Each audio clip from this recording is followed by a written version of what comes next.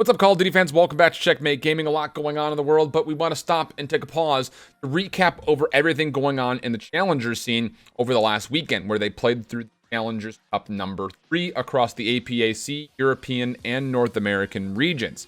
So let's get to it. There were a lot of roster changes that came through, which really put every single region in a bit of despair.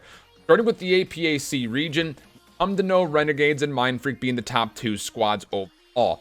But Pride and Throne are the 2 new teams that you want to keep in mind with. Pride, that was most of the team that was listed as Team Pine last week, and they played very well for a 3rd place finish. But beyond that, Throne is actually Beaston's new team, a teammate that used to be on Mindfreak.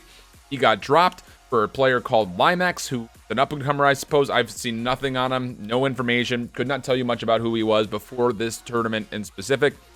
But for Throne, they were able to find Mika, who has not played since the 2K series, with Dev, Jazen, and Hybrid. Players that have been a little bit all over the place, but have been mostly sitting in the top 4 in the APAC region.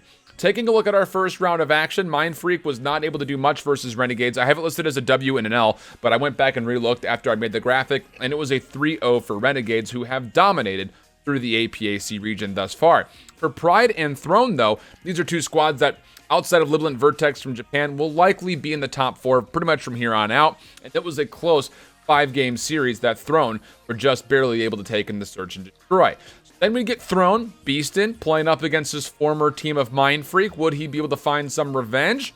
The answer would be yes. Throne was able to take this one in 5. Didn't get a chance to watch too much of this series as it was very late in the morning for me. But from what I could tell, Mika is still playing very, very well, even though he hasn't seen competitiveness since the 2K series previously. But Beaston, again, was leading the charge through this team. Mindfreak not quite able to handle them in 5, so we get Throne. New team in the top 2 versus Renegades. They put up a little bit of a fight, but it ends there. It was a little bit of a fight. Renegades, again, just really, really clean, really, really polished. By far the best team in APAC. They have not finished outside of first now since the 2K series, the 1K, 2K series. But Renegades has been absolutely stellar. Every major event that has been played so far in APAC has seen Renegades on top. And that even dates back to when they were all in Minnesota for the launch weekend. Renegades, who finished top 6, Mindfreak, who finished top 12. So again, that's what we've come to know. The APAC region, though, has been completely turned upside down, and it'll be interesting to see what happens from here on out, because now you've got Renegades definitively number 1 for the time being, and now potentially a number 2 battle between Mindfreak, Throne, and Pride. But you also cannot forget about Rift Nation, who's a squad that unfortunately did not make it all the way through into the top 4 this week. They finished top 6, so just on the outside looking in. But there are a lot of teams that I think could very well, if Mindfreak is no longer the definitive number 2 team in APAC, that could be that next number 2. But the bigger question that relies on my mind is, will there ever be a combination of players to beat Renegades? So far, the answer has been no. So jumping over to look at what's going on in Europe, this region has also been a little bit all over the place, as not only have we seen Trainhard kind of come into a little bit of a surge lately, but Team War, who's kind of gone back and forth between winning events and finishing top 4, have also kind of been put into the mix.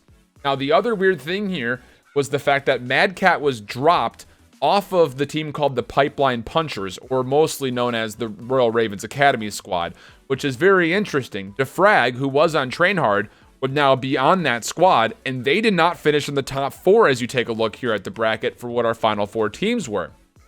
Team BDS, though, is a team that would make it into the top 4. This has been so interesting because for BDS, they've been a little bit all over the place this year. They finished top 6 back at the 2nd cup and top 4 in the 1st cup.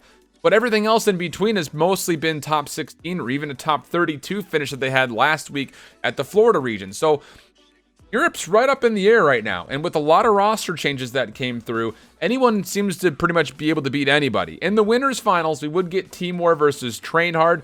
Team War would take that 3-0, and Singularity versus BDS, against Singularity playing with Gizmo instead of Chain. They were able to take a Game 5 versus Team BDS, who's made no roster changes. So for Natshe, Zach, Zeke, Depa, and Yuzel, those guys have been sticking together. Trainhard, since they lost to Frag, they would actually pick up Genesis, who was previously playing on a team called Elitist, who also essentially got decimated and picked up between a number of other teams just below the top 4. Train Hard, though, this time through, would be able to find the 3-0 versus Singularity. And chat was a little bit all over the place, like, oh, you dropped Chain for this. Honestly speaking, the games were relatively close, and I think Singularity definitely had a chance to not only take some of those maps, but potentially extend the series a bit further, if not completely win that series. But Train Hard would take the 3-0, so we get Team War versus Train Hard. Train Hard, who finished second last week, would they be able to beat Team War this week?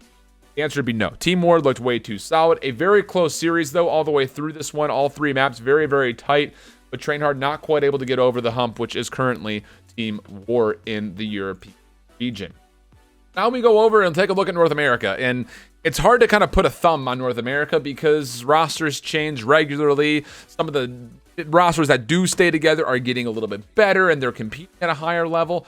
But in this one, our top 4 that we had left were mostly squads that stuck together. You've got Triumph, who did win last week at Florida in the winners final versus a team called the 2011 Bruins, which is Katani, Fame, TCM, Noisy, and DiamondCon. And they previously had finished 16th the week before, and their average online tournament series has mostly been around the top 12 to top 16. This is the best placement that we've seen from these guys so far. So good stuff for them to get into the winners finals. Doug Sensor Martin, that was the team that was called Yankee last week. They finished top 16. They brought APAC cities into the mix this week. Not sure if that was supposed to be fill-in for Doug, but 100%, not 100% sure on what that case was. But they make it to the losers finals versus UYU, is playing with the same roster as last week that they finished third with. In this one, though, we'll start in the winners finals. Triumph, 2011 Bruins, a competitive set, but Triumph, definitively, I would say, the better team in this one, as it would go 4, but Triumph would take it 3-1. And then in the losers finals, UYU, far better than what Doug Sensor Martin was able to bring to the table here. 3-0 was the score there. So we go to our losers finals, 2011 Bruins versus UYU. The hurdle of 2011 Bruins, Katani, Fame, TCM, Noisy, DiamondCon, could they get past a major competitor like UYU? It would take 5 to determine who exactly would turn up on top. UYU would not quite be able to get the job done, so once again, they find themselves in third. And again, you got to keep in mind that they have been kind of playing around with a couple of roster changes. Infamous, he just rejoined the team back last week in Florida. Would he stay in this week? That was kind of a question. Like he would, but the placement would not be any better. So Triumph versus 2011 Bruins, and Triumph just looking way too good right now. I mean, we were sitting here wondering what's up with Wester. Are they going to be a top 2 team with Triumph? Well, this time around, Wester didn't even make it to the top 8, as Cade and his squad were able to beat them for top 8. So again, North America, Europe, APAC, all 3 regions, very questionable right now, with I think maybe the exception of who's on top. Triumph is looking the best right now over the last 2 weeks now, consistently in North America. Renegades and APAC. In Europe, a little bit undecided as far as who's looking definitively the best. But I think you have a couple of options as far as teams that are 100% in the top 3, if not top 4. That's your recap for everything going on in the Challengers Cup. Coming up in our next video, we'll be doing power rankings over the CDL, talking about Pristini. Will he be able to help Chicago perform at a higher level this upcoming weekend? What about Gunless? Where is he going to go? Maybe we have some inside information as far as where he might be headed, if anywhere at all. Not 100% confirmed. Haven't gotten a second verification yet on a source, but I have heard one potential place that he might be heading to. Keep that in the wraps for now. But until the next video, hope you guys keep holding it down. So long.